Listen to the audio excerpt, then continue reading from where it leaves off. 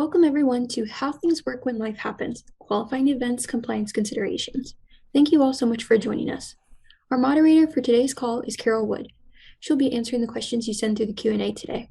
We will try our best to answer all of your questions, but if for whatever reason we are unable to get to your question today, please follow up with your advisor for further assistance.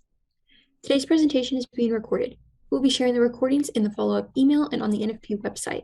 If there are any portions of this call that you missed, by Monday, you will receive an email with a link to the full recording.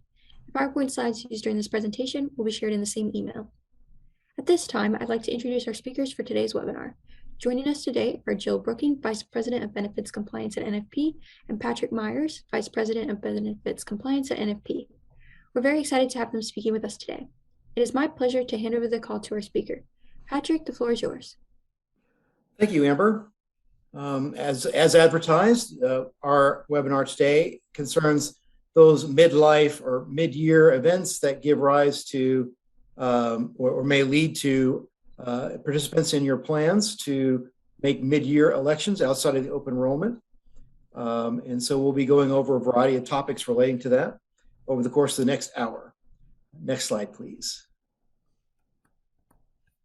Oh, trying. Hold on there. There we go. My name is Patrick Myers, and I will be presenting with Jill Brooking today. And these are our lovely faces, so you can put faces to the voices today. Next slide, please. And before we get started, I need to do the lawyerly thing and give the disclaimer. Please note the following is intended to be used for general guidance purposes only. It is not intended to constitute tax or legal advice. Any question or of application of the law should be directed to tax or legal counsel. The information that we're giving today is current as of July 20th, 2022. Next slide, please. So on our agenda today, we're going to start with a review of the election rules in general. Then we'll start describing the qualifying events themselves. And we split those into two buckets. The first being the Hipaa special enrollment rights and the IRS permissible qualifying events. Then we will concentrate on administration of mid-year election changes and wrap up with some common pitfalls that we see when people come to us asking questions about these particular sets of rules. Next slide, please. So let's start with a review of the election rules themselves. The election rules can be found in Internal Revenue Code section 125. When a plan is a cafeteria plan, that is to say, when it is a plan whereby participants can make selections of benefits and then pay their contributions toward those benefits on a pre-tax basis, those cafeteria plans are governed by Section 125. So Section 125 allows those contributions to benefits under the plan to be tax advantaged. That is, the contributions will not be taxed and will be done on a pre-tax basis. And because the tax advantages for both those tax advantages for both employers and employees, there are several conditions that have to be satisfied in order for it to enjoy those advantages. First, there must be a written Section 125 plan document. Second, eligibility, contributions, and benefits under those plans must not be discriminatory, which is to say they cannot favor highly compensated employees. And third, which is really the rule that we're going to be concentrating on today, is the irrevocable coverage rule. That is, employee elections cannot be changed mid-year without a qualifying event. Next slide, please.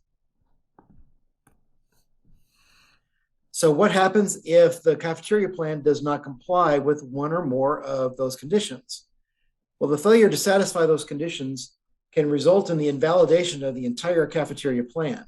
All employee contributions would be taxable for both the employer and the employees. And there would also be possible tax penalties in addition to that failure or invalidation rather, for failure to properly withhold taxes and report income. And finally, there may be risk of legal action for not operating the plan in accordance with the law and the plan document. So it's pretty important to follow these rules and satisfy these conditions in order to keep that cafeteria plan valid. Next slide, please. So under the cafeteria plan in Section 125, when can participants make elections under the cafeteria plan?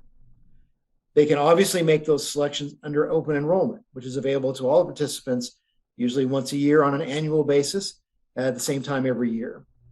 But when employees first become eligible for the plan, they can make elections at that time, even if that's outside of open enrollment. And a participant can make changes or elections if a permitted qualifying event takes place.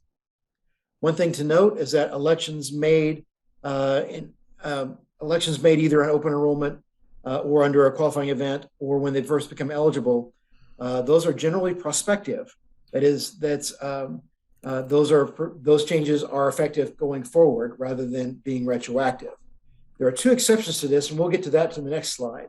But generally, these elections must be prospective. And again, when can these elections be changed?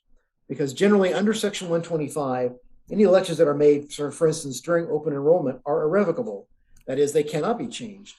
However, if a permitted qualifying event takes place, then assuming that the plan documents allow for it, then the participant can make a mid-year election change. Next slide, please. So retroactive coverage is possible under two exceptions. And the first exception is when when the participant experiences the birth of a child or the adoption of a child. In that case, coverage can be retroactive to the date of either the birth or the placement of adoption of a child.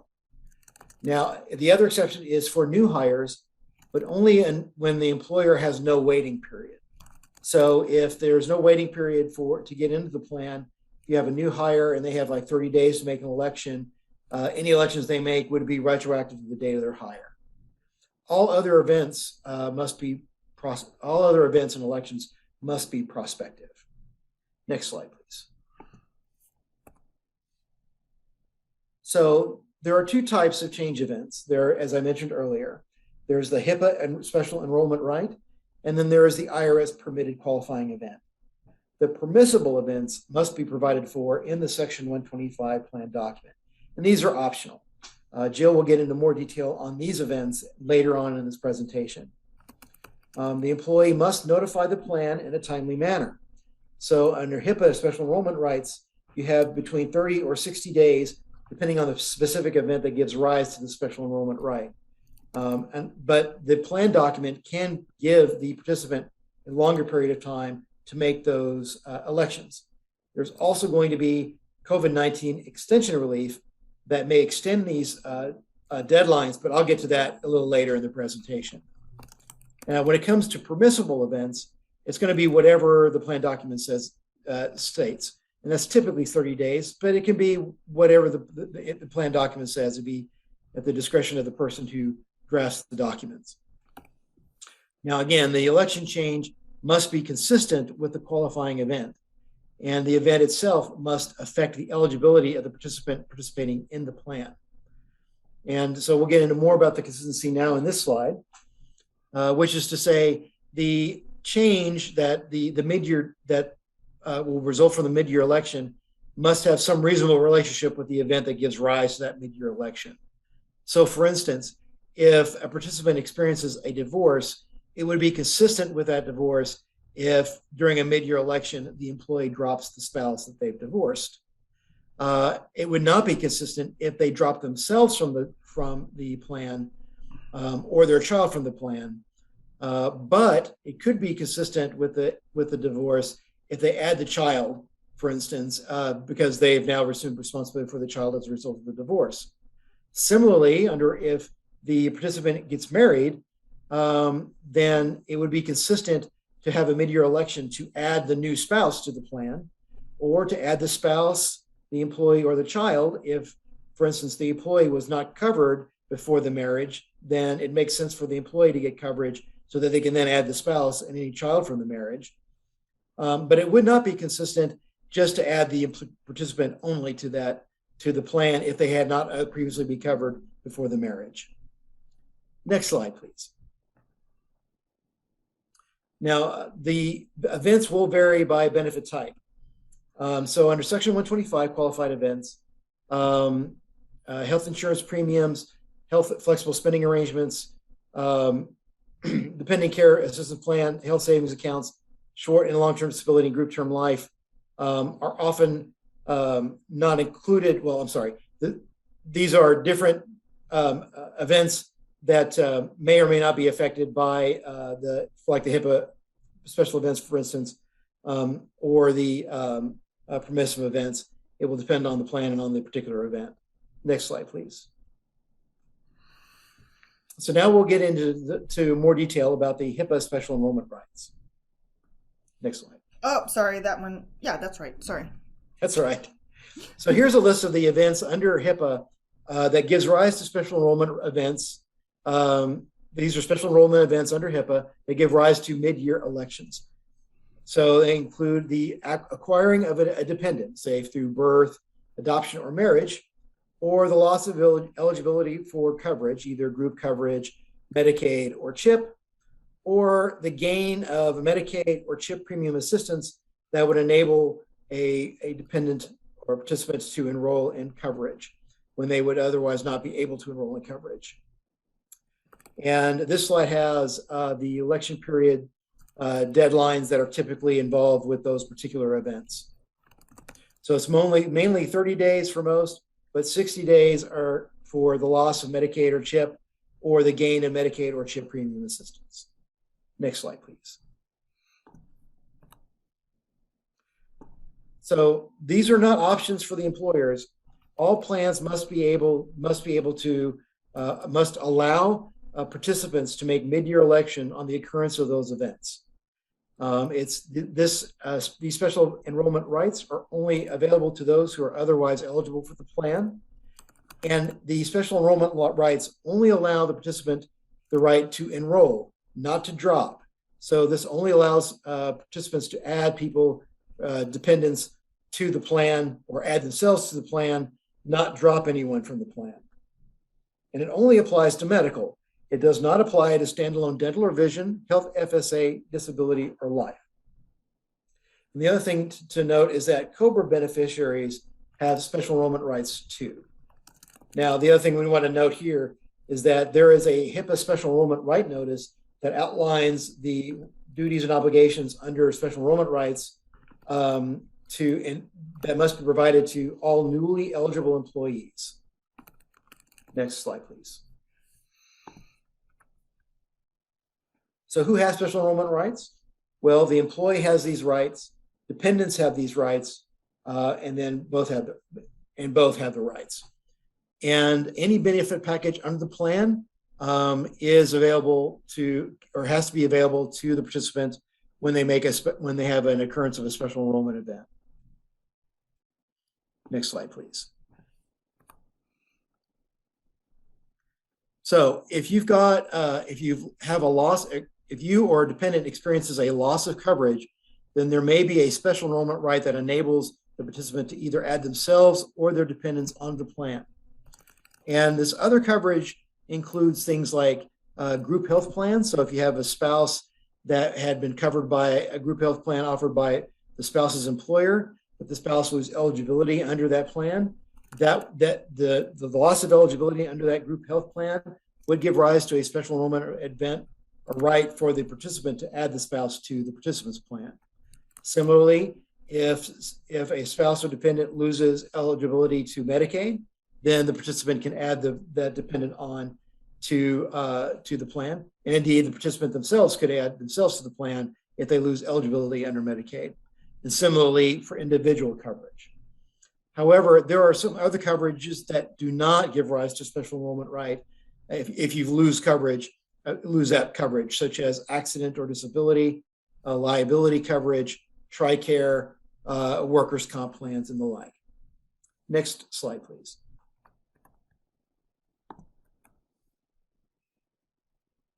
Now, when you get Medicaid or CHIP premium assistance, that's when you have premium assistance subsidy that's offered by a state, for instance, offered by a state to eligible low-income individuals, children, pregnant women, or individuals with certain disabilities for qualified employer-sponsored coverage.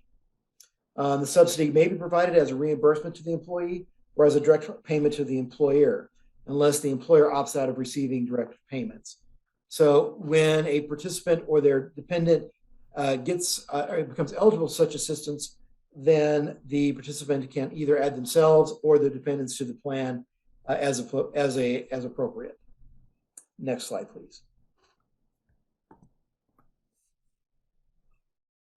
Now, when the participant acquires a new dependent by birth, adoption, or by marriage, an employee can enroll the newly acquired dependent if the employee is eligible but not enrolled. If the employee who is eligible but not enrolled and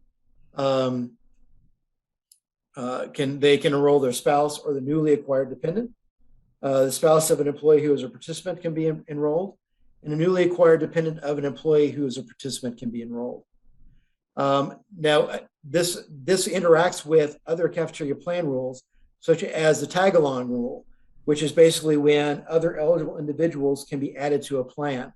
So if, for instance, you have acquired a child through a marriage, so you have both the spouse and a new dependent, you can add them all to the plan through this special enrollment right.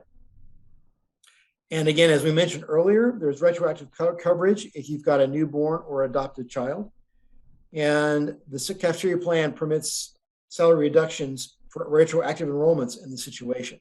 So if it goes back and there's premiums that would have to be paid, then the salary reductions can be retroactive as well. Next slide, please. And finally, a word on Cobra. As we mentioned before, Cobra beneficiaries have special enrollment rights. Qualified beneficiaries have to be enrolled in Cobra to have these rights. They can then add family members under the special enrollment right rules. However, it should be noted that family members who are added this way do not themselves become Cobra qualified beneficiaries with independent rights. So they do not automatically get rights themselves to make changes or to their Cobra coverage independently of the person who added them as a result of a special enrollment right. Next slide, please. So I mentioned that there were some COVID-19 extension relief that might affect some of these deadlines. Beginning on March 1st, 2020, the deadlines for the following were suspended for a certain period of time. They include this Cobra elections and payments, special enrollment rights, and claim submission under ERISA plans. So we're going to be focusing on the special enrollment rights portion of that today. But what the extension does is it grants a suspension for 1 year from the date relief was first available, or say, for instance, in a special enrollment right context, if, for instance, the participant had a baby on December 5th, 2021, December 5th, 2021 would be the date the relief was first available. And so the suspension was begin from that date for until the earlier of 1 year from that date or 60 days following the end of the national health emergency. And so it's whichever occurs first. The national health emergency is still ongoing, at least as of this talk, that has not been ended. So until that time, it's going to be either the first anniversary of the date of the relief was first available, or the 60 days after the end of the national health emergency. So again, in our example, if the participant had the baby on December 1st, 2021, the participant has at least a year to make the election to add that baby to the plan. And that election would be retroactive to December 5th, 2021, whenever that participant makes the election. Next slide, please. And now I'll pass it over to Jill for permissive events. Thanks. Okay, so we've gotten some good questions, and just to clarify, to level set to where we are now, all the things Patrick just talked about are the required events. An employer does not have an option on those events. They are called Hipaa special enrollment rights. They are marriage, birth, adoption, loss of other coverage, that was the chart, and gain of premium assistance through Medicaid or CHIP, and they only apply to medical coverage that is paid pre-tax through a Section 125 cafeteria plan. That is a unique situation. That is a category all its own. Now, what about dental and vision? Those are the events we're going to be talking about in this next section. So this section is permissible events. So these are what people call the qualifying events, sometimes qualifying life events, or they lump them all together. But we wanted to separate them because some are required and some are if you want to do them. Now, when we say permissible, you can't say, hey, Joe, you get this event, but Kathy, you don't. You actually identify which events that you're going to recognize in your Section 125 cafeteria plan document. And then you're consistent with all the events and there are rules around them. So those are the events we're going to talk about now. Again, these are optional. You choose ahead of time which one you're going to recognize. You document that, and they do apply to dental, vision. Some of them apply to health FSA, and some of them apply to dependent care FSA. Someone had asked the question, well, what about voluntary like Aflac or Colonial products? If you allow them to be pre-tax through a cafeteria plan, that kind of triggers some other responsibilities, ERISA, summary plan descriptions, Form 5500s. So if you don't want all of that stuff, we say, then you want those to be post-tax. If employees are contributing post-tax to those types of products, then it's up to you. It's up to you and the carrier and the contract on when you want to allow changes. It might be only at open enrollment. Okay, so that's where we're at now. We talked about what's required, and here you're going to have some flexibility. So you can do some of these events, all of them, none of them. I would say it's extremely rare for an employer not to do any of them. A lot of times in the Section 125 plan document, we will see a reference to the rules. That way, rather than always updating them or making sure you get them all, it's just a reference to all of them or to the code. And so again, identify in your Section 125 plan document which ones you're going to recognize and recognize them consistently. A note, if you have a fully insured plan, medical, dental, vision, some of the carriers may not recognize these. So if you're allowing, I've had situations where we'll go over the category. It's called change in coverage under other employer plan. So we call this the open enrollment rule sometimes for spouses and children. I had a situation where a 25-year-old child was eligible for his own employment coverage and was also eligible under his parents' plan for a little bit longer. He dropped coverage under his employer's plan and added coverage under his parents' plan, and that's permissible under the coverage under another employer plan. The carrier did not recognize that event, and unfortunately, that was not known until several months later, and claims had been paid for that child. So whenever you identify the ones you're going to recognize, or if you change carriers, make sure you understand when the carrier allows adds as well. Okay. These are the events. They're all listed down the left side, and then I've got some comments on the right, and then I've got some additional comments on the upcoming slides. But I'll take them one by one. Change in status. So a lot of times when I'm reviewing open enrollment guides, I'll see all the events as called change in status. And before we get to the pitfalls, I'll say that's a pitfall that I see. Change in status is a specific wording in the regulations, and it applies to a specific permissible category. That is not the name of all events. The label most likely would be qualifying event. Sometimes I'll see QLE, qualifying life event, is a better umbrella term. Change in status means a change in employment status, number of dependents, marital status, or residence change. So let's talk about I'm married and my spouse gets a new job. My spouse has had a change in employment status. Remember what Patrick said. The change has to impact eligibility. So my spouse gets a new job and they're eligible for coverage there and they enroll in that coverage.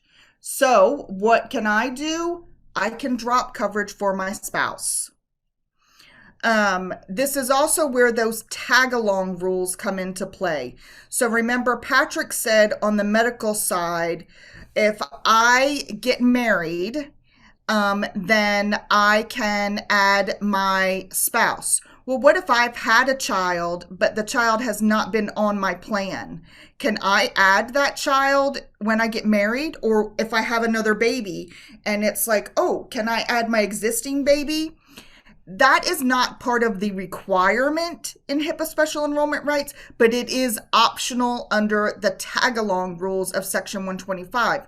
So if you want that in your plan, you would want to make sure that your document says, and that's a common term you could put in there, tag-along, and it means existing children could be added with these changes of status.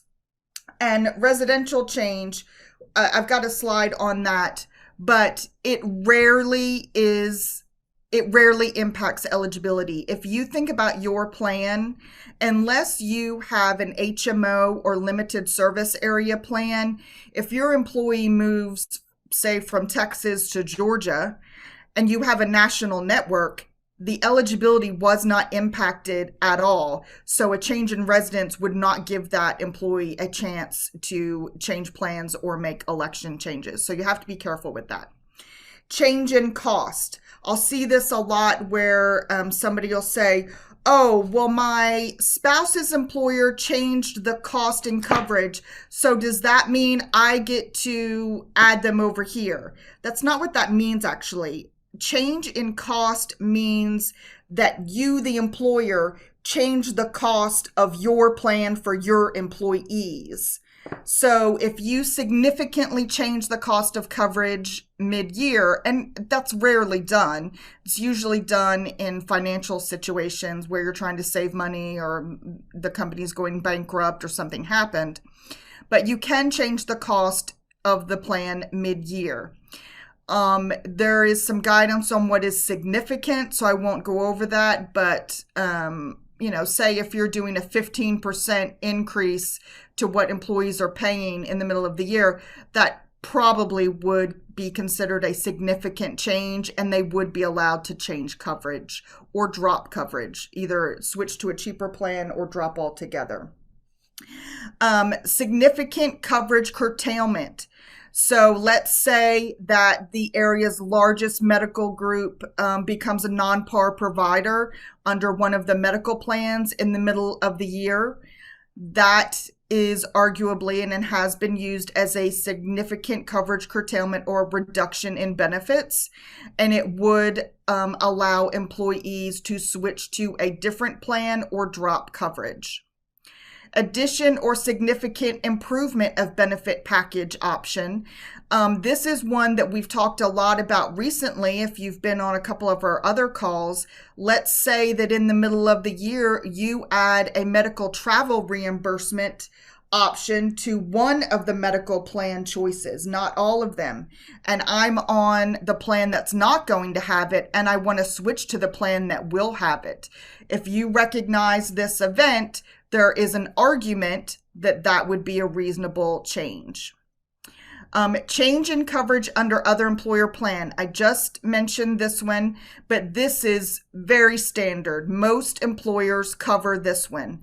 So, I'm married, my spouse has their open enrollment in the summer for a July 1 effective date. My plan runs calendar year, and our open enrollment is in December for a January 1 effective date. How do we get synced up? What if we want to be on one plan and not have separate plans? Well, when one spouse has open enrollment and drops coverage, that would be a trigger under this event to add coverage under the other plan. It prevents lockout, as they say. Loss of group coverage by government or educational institution. The loss of CHIP is a qualifying event. In fact, it is a special enrollment right that Patrick talked about. It's the 60-day event. It is, but the gain of CHIP. So if someone comes to you and says, hey, my child gained coverage under CHIP, can I drop the child? Unfortunately not. It is not, the gain of CHIP is not a permissible Section 125 event. The gain of Medicaid is, which is 2 down, but not the gain of CHIP. So you have to know which program they're on. A judgment, decree, or order. Classic example is the Qualified Medical Child Support Order. You do not have a choice in Qualified Medical Child Support Orders. If the employees can withstand the withholding, they make enough and they're eligible for the plan, you have to add the coverage. But this allows you to take that coverage pre-tax when that order comes in mid-year. Medicare and Medicaid entitlement. So if an employee becomes eligible for Medicare and enrolls in it, that's called entitlement. They're eligible and enrolled. Then they can drop coverage for themselves. If the spouse becomes entitled to Medicare, the employee can drop coverage only on the spouse. So you have to look at who is gaining the coverage. FMLA, this is a category under Section 125. So in addition to the rights under FMLA, they can drop their Section 125 pre-tax benefits prior to the leave. They would be restored to benefits when they come back.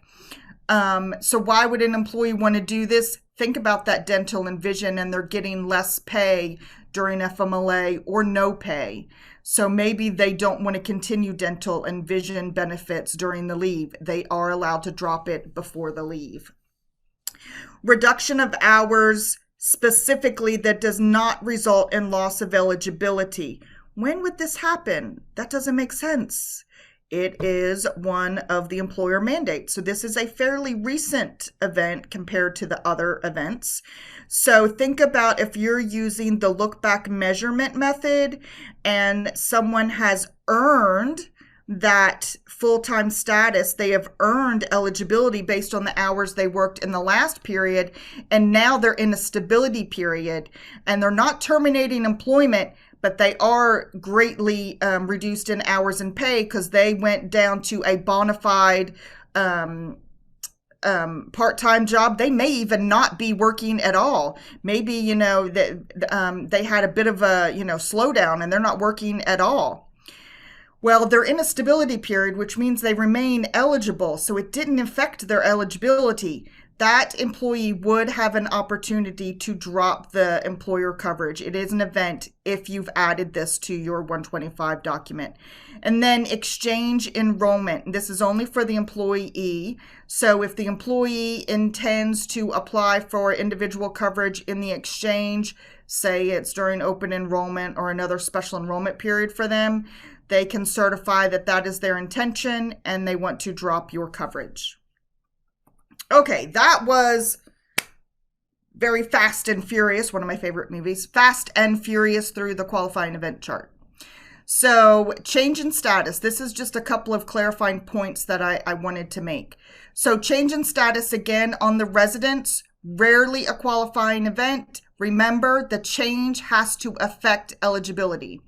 And then that tag along rule, just pulling it out, writing it. So when you get a copy of these slides, you'll remember what that means. Existing children are not entitled to enrollment following marriage, birth, adoption, but an employer could permit it to add the existing children if you wrote that in.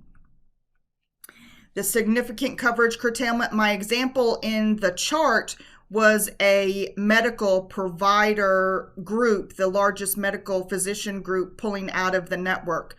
So what is considered a significant coverage curtailment?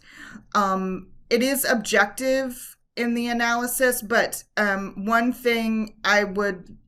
example I want to give you, think about overall reduction in benefits. Easily a significant increase in deductibles.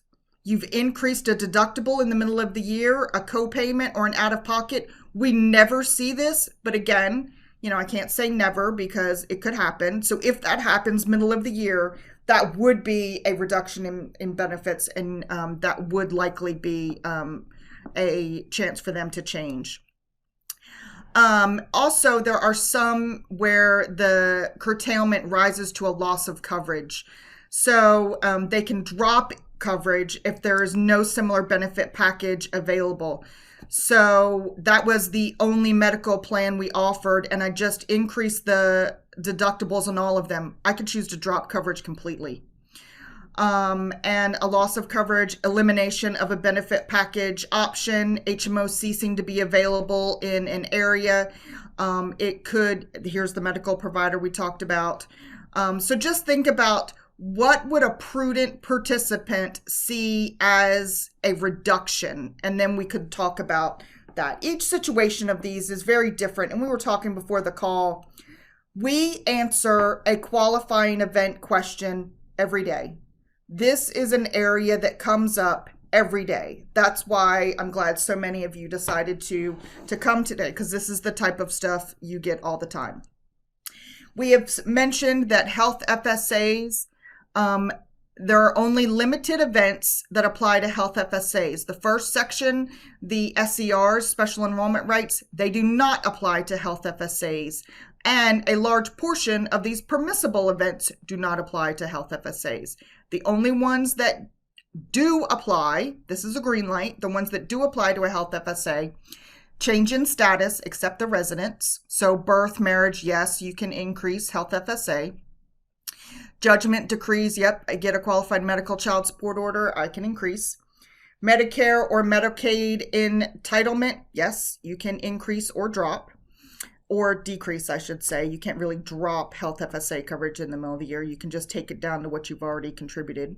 And then FMLA, they could stop contributing to FSA on an FMLA leave. And then there's the dependent care FSA. And basically, this is kind of the category of change in cost is a catch-all bucket for dependent care FSA. So an employee can't change their dependent care FSA just anytime they want, but anytime they have a change in cost because they've changed providers or their provider has changed, they can make a change to their dependent care FSA. So my family was watching my baby for free, and now I need to go to a paying daycare. I can enroll in dependent care FSA. The daycare provider that I'm going to just told me that they're increasing their fees by 10% starting 2 months from now. I can increase what I contribute to dependent care FSA. Okay, so hopefully that is helpful. Of course, this doesn't cover every scenario ever, but we're going to cover some resources in this section too. So here is a very rough but helpful checklist. So if you are provided with a question from an employee on they want to make a change, here's kind of a decision tree that you can go down. Is it a Hipaa special enrollment right? So was it one of those events that Patrick talked about? Or is it one of the permissible events? If it's the permissible event, does our plan document provide for it? Do we recognize this event? Does the carrier allow for it? Is the change consistent with the event? Does it affect eligibility? And what is the employee wanting to do? Are they wanting to change something to medical, dental, vision, FSA? If it's the FSA, does that event apply? Did the employee notify you in a timely manner? So they're coming to you, 90 days after the fact. Well, 90 days, unless your plan document says so for permissible events, which is an issue on its own, that would only be allowed if it was one of those special enrollment rights that Patrick talked about, because we currently have COVID-19 relief still in play. Are you going to accept self-certification, or are you going to require the employees to send you documentation? Like they got married and you want a copy of the marriage certificate. What is the effective date of the change? And Patrick talked about this. Retroactive can only be for birth, adoption, and new hires with no waiting period. No waiting period. If you have a waiting period that is first of the month following 60 days, that doesn't mean, so I'm hired April 15th. 60 days is May, middle of June, my coverage is effective July. That doesn't mean I get 30 days from July 1st to make a decision. That means I have, the normal rules apply. I have to make my election before July 1. This retroactive period, I see a lot of employers, and Patrick's going to talk about that in pitfalls. That's the biggest one, I would say. All others are prospective. You can either make the coverage effective when the employee tells you or the first of the month following, depending on how your payroll and coverage works. So that's a quick checklist for you. Also, we have a qualifying event chart. I have a screenshot at the below, so ask your advisor for a copy of the Section 125 reference chart. Special handling of the rehires, and there's Arnold at the bottom there. I said I'd be back. I just love that, so it makes me laugh. So we talk about rehires a lot when we talk about the employer mandate and look back measurement periods and waiting periods and stuff like that. But these two rules intersect in a way. So let me first tell you how cafeteria plan rule works. Then I'll remind you of the ACA rule, and then I'll tell you how they come together. Section 125 rule. If an employee is rehired within 30 days, they don't get to make any changes. When they come back, they get the same elections they had before. They are just reinstated, no choice, because to allow them to make changes and they were only gone 2 or 3 weeks, that is considered a workaround for the irrevocable coverage rule and a violation of Section 125. ACA, compare and contrast, if you remember that from your testing days, please compare and contrast the Section 125 qualifying event rules with those of the ACA. ACA means that for employer mandate rules specifically and determining eligibility, if an employee is rehired within 12 weeks, their eligibility continues. I was eligible when I left. I come back 10 weeks later, I am still in an eligible category. I cannot apply a new waiting period or a new measurement period on you. So what does this mean if we put them together? If I'm rehired within 30 days, so I haven't been gone 30 days, no changes permitted.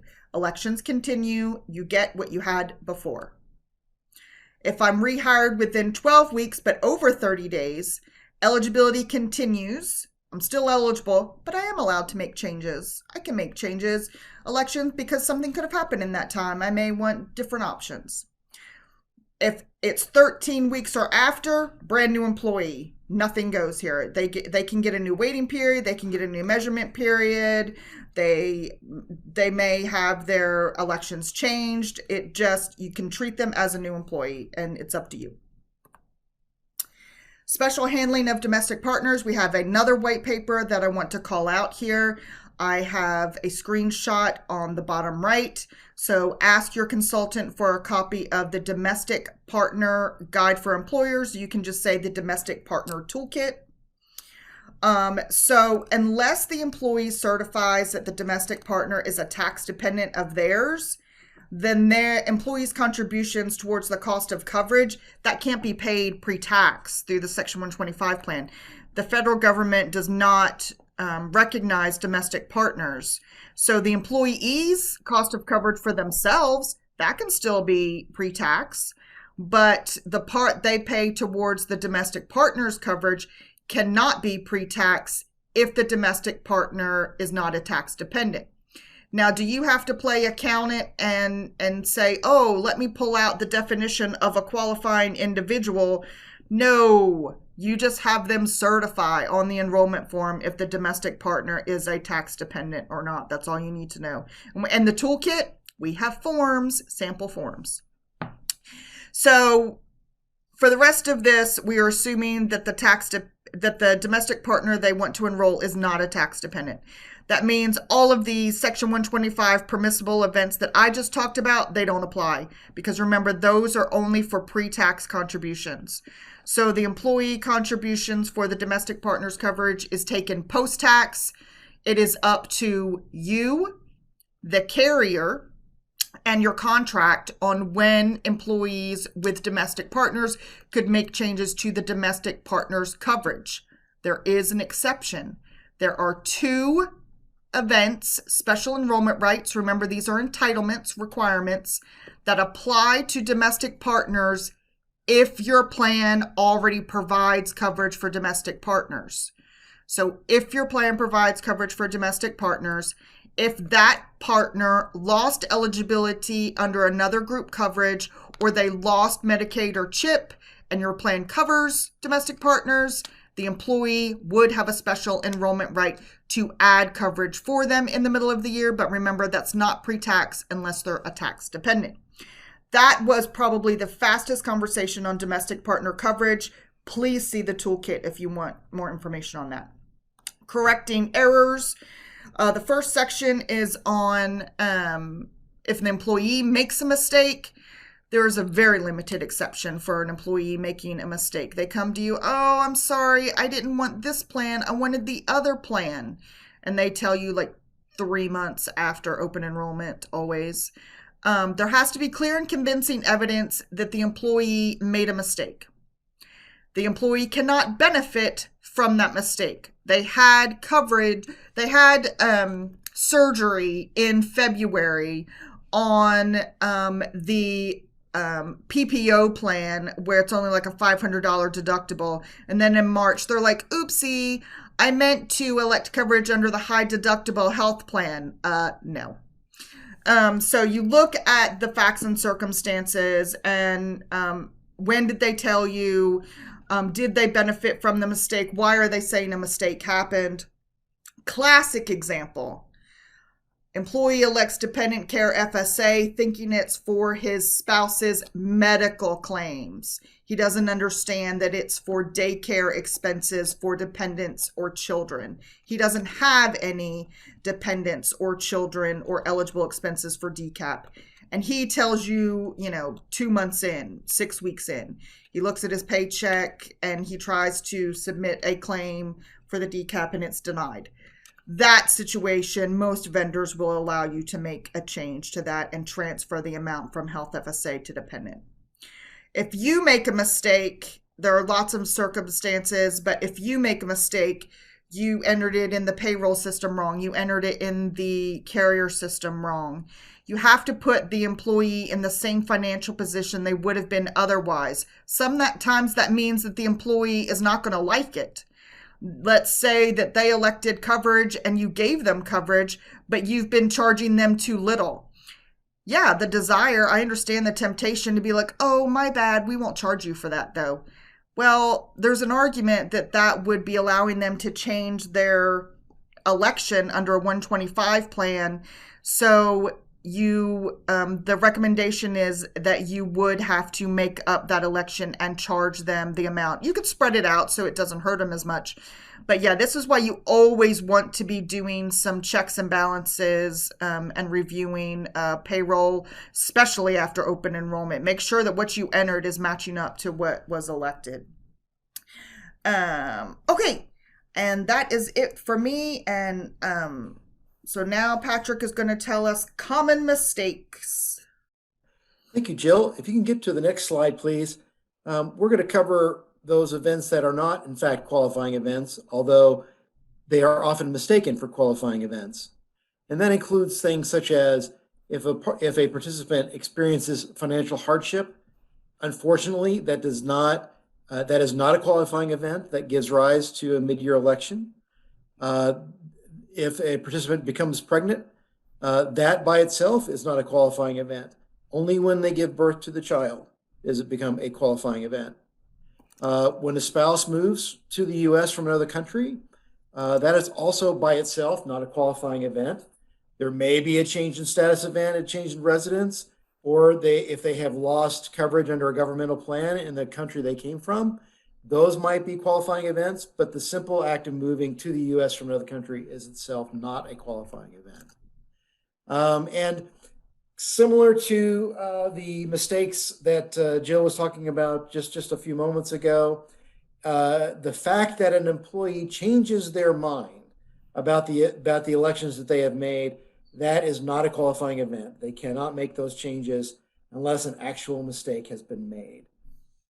Again, if you lose eligibility or lose coverage due to a non-payment of premium, that is not a qualifying event that enables you to drop coverage. You may lose coverage for non-payment, but that's a totally separate deal. And if a participant, or in this case, I suppose, a potential participant, did not elect coverage during open enrollment, that is not a reason for them to come back mid-year and make elections. Unfortunately, they usually get one bite of the apple unless an actual qualifying event occurs. And that is to say, events that we have discussed that is to say that to be discussed, the ones that we discussed previously. Next slide, please. I just want to mention pregnancy real fast. So becoming pregnant is not a qualifying event under 125. Fully insured policies issued in DC. It is an event to add coverage in DC, but that coverage would not be pre-tax. The contributions would not be pre-tax if they elected that mid-year. It could change to pre-tax during open enrollment, but initially it would not be. Ah, yes. Thank you, Jill, for that clarification. And this slide, we just cover some other common mistakes that we see all the time when we get questions about qualifying events. For instance, it's a mistake for an employer or plan administrator to require a qualifying event, such as the ones we've been discussing today, to change HSA elections. Under the HSA rules, employees can change at least as frequently as monthly without any sort of qualifying event at all. So it's a month-to-month thing. They can choose to contribute 1 month and then not contribute the next month. And they don't need a qualifying event for that. And as we've touched on earlier today, it is a mistake to allow election changes to be retroactive unless one of the exceptions applies. It's also a mistake to allow employees to change elections after the open enrollment has closed and a new plan year has started. Again, like I mentioned just in the last slide, the fact that the participant or potential participant missed open enrollment or did not make elections, that by itself is not a qualifying event. So it's a mistake to allow them to go ahead and have their own kind of personal open enrollment, basically. And it's also a mistake to allow employee elections to continue beyond 12 months. Under Section 125, there must be an open enrollment period annually, once a year, and employees must be given an opportunity to change at least every 12 months, consistent with that requirement. And finally, It's a mistake to not communicate the 60-day SER special enrollment events in the enrollment guide or implementing the 60-day window. It's a good idea anyway to keep participants apprised of what the rules are regarding qualifying events, but this is a particular mistake that we see quite often. So that wraps up or summarizes the mistakes that we've seen. Next slide, please. So we're about ready to wrap it up. Jill, any final thoughts? Carol, if you want to look through and see if there's a point you want us to make or a question that came up. Or I think we could use clarification. We received a lot of questions at the end on the rehire rule and just the treatment, when an employee is really a continuing employee and then when they may have the right to make a new election and for which benefits. Yeah, so if an employee comes back, so within 30 days, you cannot change anything for them. So within 30 days, I saw a question that said somebody waived and they come back within 30 days and they want to enroll. No elections are allowed within 30 days. They get what they had. So now we're talking over 30 days or 31 days to the end of 12 weeks. So if you're a large employer and subject to the employer mandate, 50 employees, 50 FTEs or more, then if they come back between 31 and 12 weeks, the end of, you cannot apply a new waiting period or a new measurement period for them. They are placed in the same position they were when they left. If I was eligible when I left, I'm eligible now. If I wasn't eligible when I left, I'm not eligible now, unless something happened in those 12 weeks. Let's say that, their stability period ended during those 12 weeks. That's a different situation. But assuming that I'm still in the same stability period, you cannot. There's also, what's it called? Chase or team, the parity rule. It's about if I only worked for you for 6 weeks before, you can keep it to 6 weeks. That's on the carrier applications too. So you can shorten that. It's something to do with the parity, but I'm not going to go into that for the details. But basically 31 days to end of 12 weeks, you cannot, yes, thank you, Kelly Ekman, rule of parity. Yes. So 31 days to end of 12 weeks do not apply generally to a new waiting period or a new measurement period to them. But you can, if you want, allow them to change elections. I previously waived coverage and now I want to enroll. You can permit that. They previously were on an HMO plan and now they want a PPO plan. You could allow that change too. So they're allowed to make changes when they come back 31 to the end of 12 weeks. But that don't apply a new waiting period and don't apply a new measurement period. That's medical only. Remember I said the employer mandate for large employers. So that rule of parity and that no measurement and no waiting period, medical only, and it's one of the most difficult things to think about. So I debated whether to even put that in on this presentation, but I'm glad I did because it brought up the conversation. So if you need more information on that, that is in one of our employer mandate papers about the rule of parity and rehires. Okay, great. Thank you, Jill. And then just one other question that does come up quite often is substantiation requirements. Like people asking, do they have to ask for documentation of this cost increase for daycare and that type of thing? And there really isn't a rule on that, or the employer should have a policy, right, Jill? Right. Thank you for bringing this up because I meant to mention something with domestic partners. So no requirement to ask for documentation. Completely an employer decision if you want to do that. You would have to be consistent.